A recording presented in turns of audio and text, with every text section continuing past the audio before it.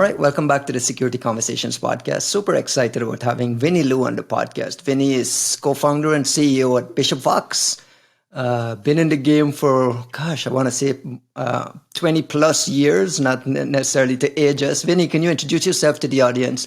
What does the CEO at Bishop Fox do, and what is Bishop Yeah, Fox? probably starts first with Bishop Fox. We're one of the largest offensive security testing firms in the world. What that means is we spend all day, every day, trying to find vulnerabilities in our customer systems, help them understand what they need to do to remediate, and kind of give them guidance around that. Really, our job is to help our clients find the vulnerabilities so they can fix them before the bad guys can take advantage of them. And that's what we've been doing for the past 17 years.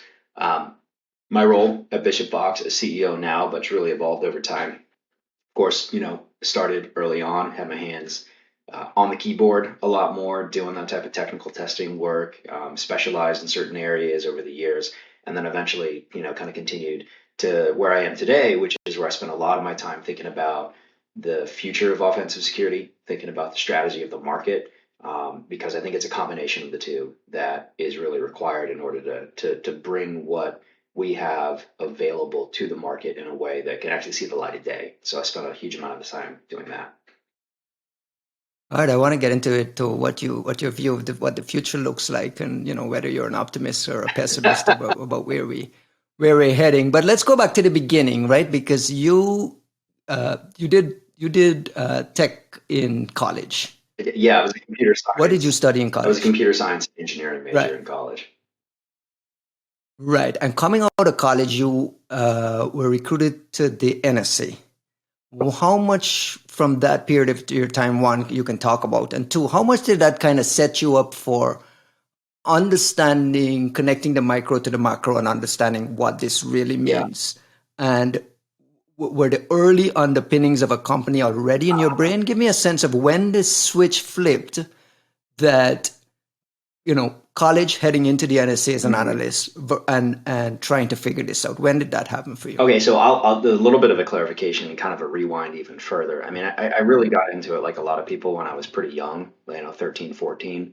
And I've been playing with computers growing up my entire life, but the security aspect of it was really kind of 13, 14. And so slight correction is that I actually joined the NSA after I graduated from high school. So Oh, yeah, I remember really? I was like 17 and I was a legal adult yet, so I had to get my parents to sign off on the paperwork for it because I was a little bit young for my grade. And so I made and so I'm on in a program that recruited specifically from talented, high schoolers who had High school kids. specialization in like foreign language, math, computer science, and I feel like there was like some other category, but let Right, me right. point out a few other people. Okay, I'm going to call this out. There's a few other people in the industry that were in the same program. So Chris Really? Eng was an earlier version Right. of that Veracode. program, and I want to say uh, Dave Attell from Immunity is also in that program as well, but they were kind of like earlier generations. Now, I think Dave was. I'm confident that Chris was though. When you say you were thinking and dabbling in security at the age of 13, 14, 15, there are some examples, some stories of breaking things or fixing things Yeah, I here? mean, I'll tell you what the most like people sometimes ask me what my first hack is, and it's like the most disappointing first hack. It's like the most. It was. I think it was like a Telnet or FTP login. I think it was like Telnet, and it was literally like root with no password. Like it was. I wish it could have been cooler, but it was just right there. That was like Right. literally the first hack. And so and obviously there were like a lot of other cool stuff that happened since then. But back then, I mean, even earlier than that, even 13 and 14, like 13 and 14 was kind of like when I really started, like maybe 12, 13 was when I really started getting access to higher speed internet. But even like leading up to that, it was a Right. huge amount of bulletin board systems, right? It was BBSs, it was downloading like text files and trying to figure out like piecing these things together.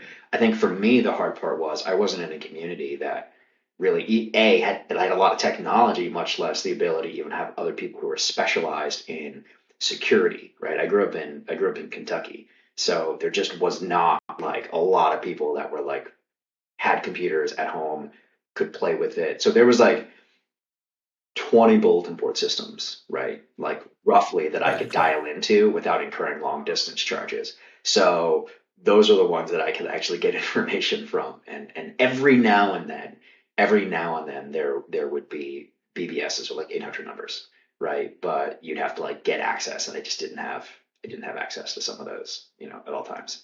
So the high school out of high school NSA program coincided and it With ran alongside your with things in school, college? right? You were a full time employee. They let you actually go to school, but your time when you're not at school, you're basically working for them. And so Right. it was an interesting program. To your earlier question, which I think is important, which is like how did that impact my worldview? Right. What did you learn there at the NSA? Like what were the early things there that, informed your worldview that that there's a career here, and maybe the early first signs of there's a company here and there's a business here? It didn't teach me that there was a business, but it impacted the way that I realized like the importance of what we were doing. Like at a very, very, global impact. Oh Impact was yeah, it clear. was it was very obviously like you knew what you were doing was really important, and I think that was something that actually bled into, after I left the agency. One of the things I did was, and I went to work straight into industry. I worked at Ernst and Young. I worked at Honeywell before starting Bishop Fox. But even through all of that, I realized that what we were doing was really important, and I never really thought about it as like, hey, is there a career here? It's very different today. People are like, oh, I want to start a career in cybersecurity. Cybersecurity wasn't even what we called it back then. You remember, it was information Right. security, right? It was InfoSec. InfoSec, yeah. And nobody knew what that meant. Like you couldn't go to a bar and be like, yeah, I'm in InfoSec. Now you can just literally go to a bar and be like, I'm in Yeah. cyber. And they're like, oh, cybersecurity, A lot of times I'd go and they'd be Right, like right, right. security, like stocks, securities, and like no. So I wouldn't even explain it, right? I just tell people I was in IT, but it wasn't a career. It was always interesting. So it didn't really matter. I mean, I think that's the difference between the crew back then and where the market is today. Not to take anything away from either one of those, but the people 20 years ago who were interested in it, it was a bucket of misfits, people that like Yeah. found each other because they were interested in it. Like career be damned, like people were coming in from all over, and I think that's a lot of the reason our industry today is still one where you can come in from anywhere with any background, is because there was no Right. prerequisite for that. There was no you have to get this degree. On the flip side of that, though, right, this was just a loose collection of folks coming together and piecing this Yeah. industry together, and for the most part, building the technology and kind of duct taping everything together in a way that leaves us with this tech debt and complexity and so on. Like a lot of what we were going through and seeing in the late 90s through to 2000. I just had Marty Resch on the Hmm. podcast talking about how things have changed and the kind of tech debt that's left today that's created this big, massive, burgeoning cybersecurity Yeah. industry. Do you see remnants of that where there are things you wish we did differently on the building I side? don't know that we could have done it differently. How You could we don't do think it? so? We were piecing it together. There was no grand unified theory of like, hey, here's the security framework that we've got to build, and here's the building block. Like you kind of have that today, but there's so many Right. unsolved problems even today. You look back at what we were doing, it was like, oh, I didn't know you could do that. And then you'd have to come up with a solution for it. Like, oh, but what if I do this? And then they're like, we gotta solve that too. That's how security's Right. evolved. Nobody had a plan of like, okay, first we're gonna tackle network security, then we're gonna do applications. And by the way, web apps are gonna be really weird, so you better get ready for this. I know you Right. don't think it's a big thing now, but cross-site scripting, actually, everyone used to make fun of it. I did too. And now it's like, oh yeah, you know what? Client side code execution, like people are storing a lot of stuff and a lot of secrets on those clients. Like you actually have to be aware of it. Like there's so much that is just a reaction, and it's a cat and mouse game. And it has always been a cat and mouse game. Yeah, we've got tech debt, but you know what? Like I don't think there was a Yeah, but we'll never overcome that tech debt, right? We'll never overcome that tech debt and that complexity that's left us where we are. I I guess you're mean, a pessimist. Yeah, I want to get into whether the optimism, Yeah, pessimism thing later on, because I have it down to my last question. But let's rewind to the early days of Stack and Loop, because you mentioned piecing things yeah, together. Like you guys had to literally make up the methodology for hacking yeah, and make up these methodologies for what the scoping of a yeah. project would look like, what the report would look like, and all of that stuff. Like a lot of it, like where did you find the mentors and the inspiration to figure that out, or were you guys literally figuring it out on your own from I mean, scratch? we built on the shoulders of the people who came before us, right? Like, I mean, I spent a little over a year with Ernst and Young's Advanced Security Center, where we were doing a lot of that work. So there was a lot of professionalism that was kind of imbued in what we were doing for these Fortune 500 companies. And there's like, I want to say some of the early E&Y folks were like Stuart McClure, George Kurtz, right? They were like the generation before us. And so they had kind of laid the groundwork, and we really expanded on it and kind of took it to the next level. They wound up with Foundstone, which eventually got bought by McAfee. You had a bunch of guys from At Stake, which is actually one of the reasons I left the agency, was because every all of my peers wound up getting, like Dave got hired by. Look, don't even get me wrong. I wasn't even a peer of theirs. They were like so far above me. Don't get, like, they still are like so much better than I am. But like I say my Right. contemporaries, perhaps the people who happen to be working in the same area as me, they all went over to AtStake, right? And so like those guys were doing it while I was finishing up school, and then a few years later, I started Bishop Fox, Stack and Lou as it was called back then. But yeah, a lot of like, how are you going to tackle this new technology that came out? Like web application testing was still pretty much in its early infancy. Tools were just coming out for doing dynamic scanning. People used to try to do product comparisons between DAST and SAST, and it's like they're not the same, guy. Like they find totally different classes of vulnerabilities. Like, but that was the early days. Did you ever imagine? I was just, when I was prepping for this interview, I went back and I saw a video of you doing a Blue Hat talk, maybe Yeah, Blue Hat 1 or yeah. Blue Hat 2 in the I early think it was number 2000s, two or about, number eight. I yeah. did two blue hat takes, but On, yeah. yeah, on some web app thing where you were showing them how search boxes can expose certain things. It was like really, it feels now looking back like rudimentary Yeah. hacking. Can you paint a picture at the time about what the landscape looked like in the Stack and Loot days, one? And two, this was around the time of the birth of the industry, because it wasn't only you guys. They had the IO Active out to Seattle. Microsoft had hired a bunch of these boutique penetration testing shops to help with Vista and to help with XP Service Yeah. Pack 2. So now we're starting to see the emergence of this hack for hire business, this offensive security computing Totally. business. But when you go back to those early Blue Hat days, and web apps are starting to become a thing, could you ever imagine being here? No, no. I mean, I think I learned really early on with the speed with which technology was moving, and then the speed at which security was moving on top of that, which I think is a multiple higher. I would have never imagined it. I mean, like I said, it was like in the early days, we were all figuring out stuff for the first time. It was like I remember when you know when a guy at Blue Hat was presenting about printer drivers, right? And it's like, hey, you know what? These have access to the kernel. Like, we got to be really worried about drivers and making sure that these things are secure. And it's like, there's been massive amounts of improvement, signing, and all sorts of stuff that happens. Right. We didn't used to do that. We didn't used to do that, right? And it's wild, and it all seems super rudimentary, but somebody's got to take those first few steps. Like, I'll look back at some of the exploits that I wrote, and I'm like, none of them would work anymore because of ASLR or some other type of like protection Right. mechanism. But like back in the day when we were writing overflows, it was like, okay, well, there's like your straight buffer overflow, you've got your SEH overflows, you've got like, like, No mitigations, no sandbox to jump out of, none of that stuff. It was, yeah. and you had a big question. I was like, are they ever going to turn it on by default?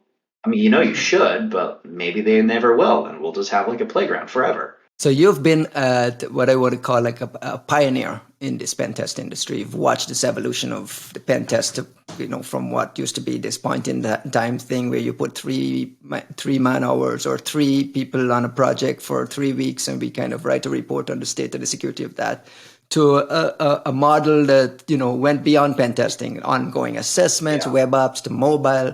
Bug bounty industry came in and kind of found a niche within this world and so on. So you've been watching the evolution of this space over the Yeah. years. What would you say is the biggest advancement your industry has made? What is the singular thing that's kicked the ball down the road in a significant way? I think it's actually happening right now. I think it's actually happening right now is what I would tell you. So where we're right now, you feel like we're right now at a transition point, at some sort of transformational period I think, in pen testing. So yeah, talk me through it. Walk me through where we are and where we're heading.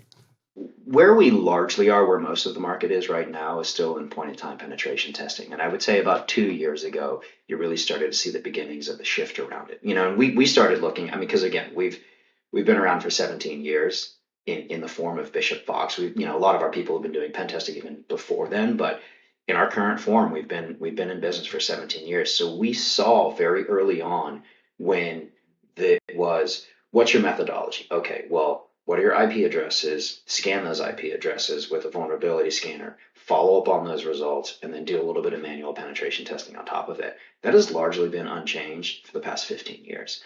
And then on top of that, with a few modifications because you're doing different technologies and you're doing different things. So like the attack approach is a little bit different, but it all boils down to, are you injecting data? Is there misconfiguration, right? Are you able to elicit some, is there a missing patch as part of this thing? Is there a bad authentication or password, right? Or is there sensitive information leaks? Those are the only 5 ways that you're going to break into an organization or into an application. So Right. it's just those five things.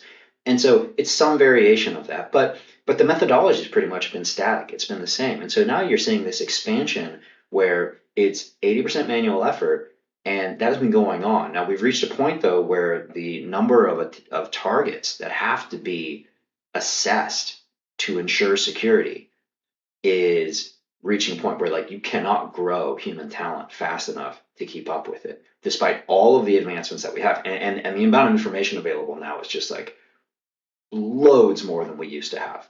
It went from like searching for a text file that you'd have to decipher and then like cross reference to figure out what it is, to having just like an explosion of information where you can just watch somebody like on a YouTube video or listen to a podcast like this Right. and gather information about the industry.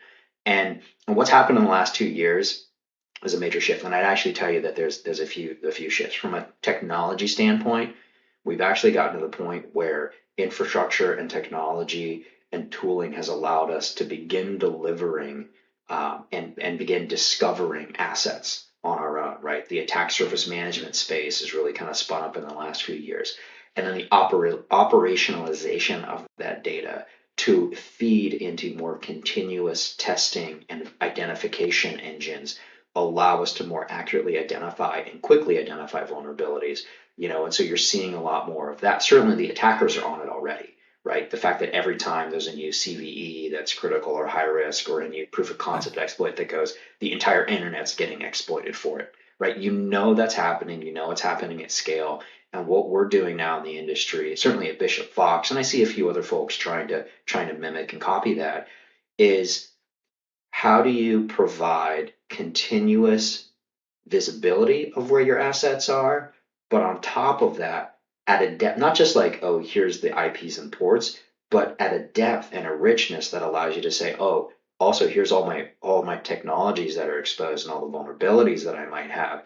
And that's kind of the next evolution, is moving from this sort of, let me let me go tell you what my assets are, go run a test once a year, maybe twice a year. But in between, I'm going to have no visibility. And we're actually starting to see that, because when we do our assessments today, what we find is that, like actually this happened like 2 weeks ago. We're in the middle of writing a report, and our engine picked up a vulnerability the day before the report went out.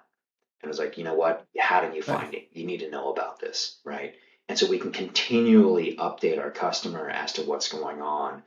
Can we linger a little bit on the people versus automation piece? You mentioned we're right at that tipping point, and I think I heard it at 80/20 kind of distribution. What is the preferred perfect tipping point where automation takes over that helps us manage this people crisis? Because you're in a people Yeah. business. At the end of the Yeah. day, it doesn't matter what the AI does and what the scanner does. A human still has to put some eyeballs on it and figure if it's exploitable or if he can get a trophy with it or whatever it Yeah. is. What is that tipping point in your Okay. mind? So it's not so simple, right? I wish I could give you the hey, it's like 50%, 60%, but Yeah, but what is it in your mind that makes Bishop Fox like it's now a smoothly running enterprise where I don't have to worry about my HR campaigns to try to find Well, people. I think the big difference between what we're doing and what other people like, we've got a platform called Cosmos, and the difference is that we combine all the advancements and the advantages of automation, but we marry it with expert operators on the receiving end. Right. And that's going to be a continuous problem for you. Not a continuous problem, but a continuous reality for you is that you still need to augment it with these top quality skills in a market where it's becoming very, very competitive to find those people, and they're just not available. Exactly. And that's why I'm trying to get a sense of, in your mind, as you strategically look at Bishop Fox over the long term, what is that? What has to be? The short version is, I think you've got to augment every single operator with an Iron Man suit. Every operator needs an Iron Man suit to be more effective, to be more intelligent, to have automation. Define an operator.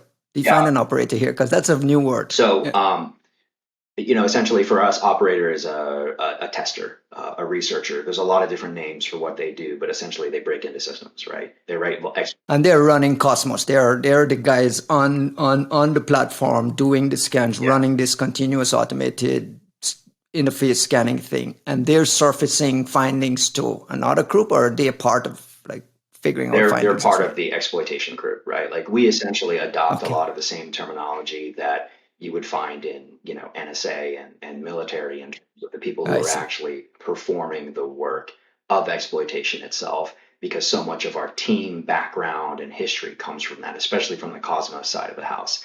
What we've also done recently is we've actually started marrying in a lot of some of the strongest bug bounty researchers and bringing them into the fold to get a different perspective on it, right? So we get a lot of the bug bounty creativity that's out there. We're marrying it with the operational discipline and the rigor and just the strength of technical knowledge that we've got from NSA style, delivery and service mechanisms. So that's essentially it, right? To answer your question in a little bit more detail, every vulnerability can be automated to a different degree.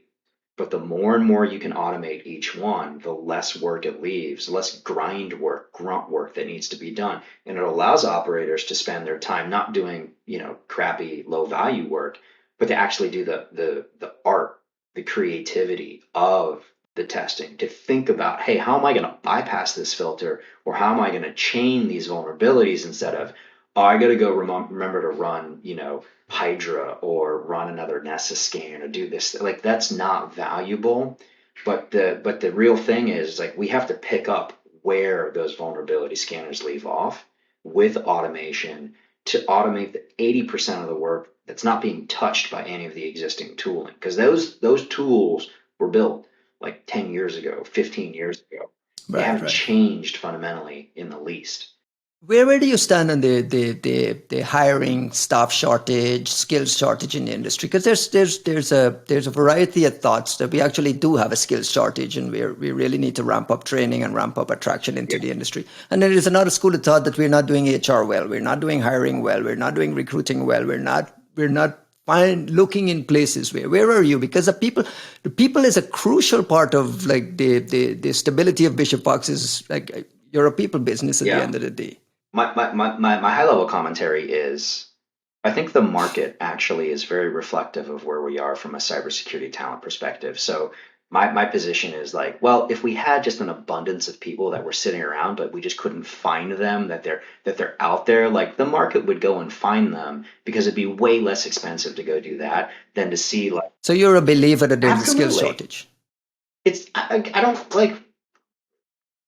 Where are these people that are saying there's no shortage? Like, well, then you should start a business that, if you clearly are aware of people who have skills, then you could make a lot of money by providing those skilled individuals to all of these people who are looking. Otherwise, salaries wouldn't be increasing at the rate that they were increasing. I mean, you have to be insane to think that like people want to like, just let people sit on the sidelines and not put them, give them gainful employment. It's absurd. Fair enough. If we do have a skills shortage and there's this big giant competition for a handful of really, really talented people, and we have a massive skills shortage, like, where do we go from here? Like, how do we overcome this in a way where it's meaningful? One, not only for your company or for specific companies, but for the industry as a whole, where small, medium-sized businesses have no chance of getting people in house, and then you end up with a security tax on that burdens companies without resources, and then you have the rich and the haves and the have-nots. And we end up with where we are today with ransomware everywhere, and everyone's breached and everyone's infected. Like, how do we fix this? Well, I mean, I think I think people with way deeper pocketbooks could certainly help. I think a works program around it. I mean, like imagine if there was like a new deal for cybersecurity where you could actually just put people to work in cybersecurity, give them the So you think there's a role for government here? absolutely. Like the government's not doing like, okay, well, you might have to edit this out later, but the government's not doing anything for us otherwise, okay? They've been serving the same like True. 17 customers in the defense industrial base for the last 20 years, but for everyone else, you can go pound sand. So look, It's true. like if you're going to do something, do something. Stop taking pictures with people at conferences and like pretending like you're going to do something useful. Look, I went to DC a couple months I ago, love all it. right, and I had dinner. I'm not editing any of this, by the way. Go ahead. You had dinner with. Shit. Look, and I'll just tell you, like, I don't spend a lot of time in DC. I don't know what goes on there. Like I can see, I just see what happens from a private sector. I spend a huge amount of time in the private sector. CISOs at Right. large to medium enterprises, pretty much like several hours every week talking to different CISOs at these types of organizations, understanding what's going on. Nobody's getting help, right? Unless you're like in a very handful of select industries that they've kind of got relationships with, and if you're Microsoft or Cisco, that's about it. Uh, Right. so where was I going to go with this? I'm having dinner and I'm sitting down with a bunch of like people with like really fancy titles from the government, right? And they're having conversation and I'm sitting there listening and I'm like, I've been in this industry for 23 years. I've been in this industry for 23 years. I have no idea what you're talking about. You are using a completely different True. vocabulary than me and you just absolutely no connection to the problems that private industry CISOs are facing. Do I expect the government to step in and magically figure out how to engage? Like, I don't know. At this point, you ask me if I'm both an optimist and a pessimist, depends on what topic. But after like 20 years, I don't expect the government to come in and do anything for us. So you don't have any confidence that the executive order pushing multi-factor authentication, mandating multi-factor authentication, some of the efforts around like a must-patch vulnerability list, some of the executive orders around supply chain mandates and zero trust mandates. Do you think that The helps in any way at all to filter down to rest of industry? Do you think all boats will float from this? point for Ryan, I do agree with you on that. I do think that's making a difference. I think the Right? government is Because good I at mean there's some the energy. government is good at regulating and creating incentives or disincentives for certain performance. That is the one thing that they have. I should clarify that I think a lot of what I'm bitching about is really just the like Fair enough. the fake engagement. But when the White House Well, comes out with that stuff, people do pay attention. When the SEC and the FTC actually start going after people, like that actually turns heads. And I do agree. and it does affect private Absolutely, sector change as absolutely, well. yeah, It does yeah. push it down. I want to close on some good news. Congratulations on your recent round of funding. You just raised $75 million. I want to ask a little bit this question in a little roundabout way. It took you close to 14, 15 years to decide to go the VC route. You guys were a Yeah. partnership, just building this thing out, just growing the company significantly year over year.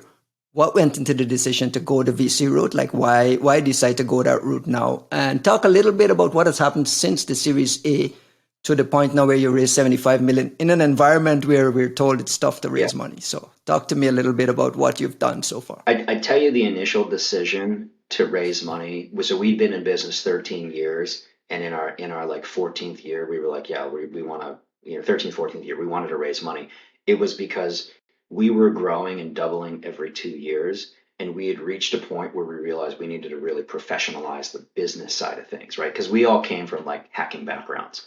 And so we could get it so only so far before we knew we needed to bring in some professionals. And I think at that point we were probably like 120, 140 people. when we raised the Right. funds. The second thing was we saw the writing on the wall that there was no way we could scale to meet the demands of the market without investing in this technology that we had been incubating internally. So we took that Series A funding to build the Cosmos platform, right? That's our Iron Man suit for hackers, essentially, that allows us to work with way more Right. leverage and speed. And we said, one, can we build a professional version of this for our operators, for our hackers, our consultants, our testers, whatever you want to call them?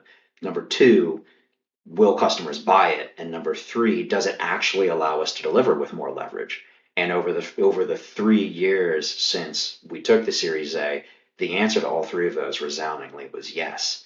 And it gave us the confidence to say, you know what? Instead of this having like this Iron Man suit is a real thing, right? It's like the one that was built in the cave, right? In the first movie, right? Right. And it's Right. like we can do better. There's another version of us that we want to build, and so that's really impetus for the second one. We realize the impact that we can make, along with, and I'll link this back to the question you asked earlier, we are investing heavily in Bishop Fox Academy. We don't expect to show up, and this is a Right. fundamental difference. What is Bishop Fox Academy? It's Just for the folks who've never heard about it, give me a little it bit about it's what it that is. is a comprehensive training program for us to be able to identify really talented people who have the beginnings of demonstrated skill, but like demonstrated talent more than anything else. It's externally facing. It's a talent It's attraction designed to program. allow us to attract people to work at Bishop Fox and to grow their skills at any level, Training. not just junior to senior, but even seniors expanding their skill sets because of how nuanced and sophisticated the offensive security market is today. And that's the difference. A lot of people are expecting, oh, I should be able to just show up and there should be talent available to me. It was like, that's like foraging. If somebody finds that berry bush before you do, you're shit out of luck.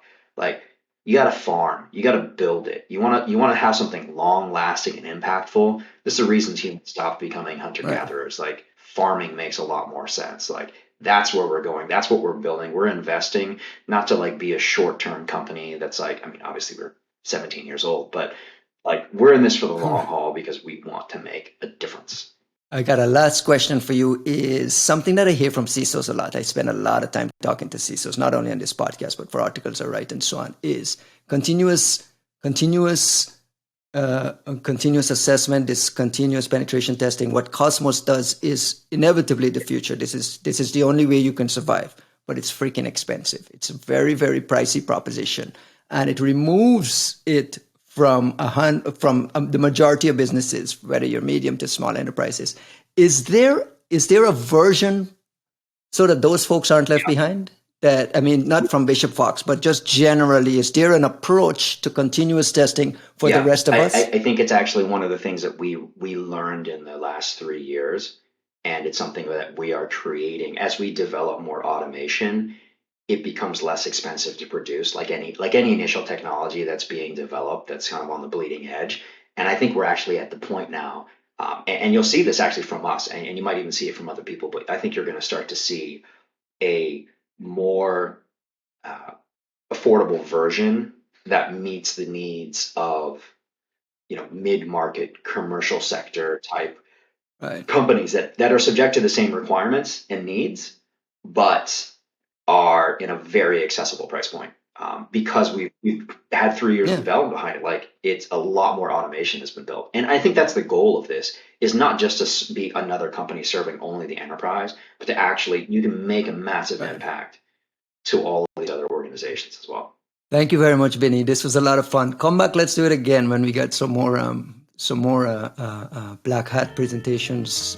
Some of the other stuff that always keeps coming out of Bishop Fox. As you know, I'm a big fan, and it's been fun to watch from the sidelines how the company has grown and evolved. So congratulations on Thanks, everything, and Ryan. thanks Appreciate again. it.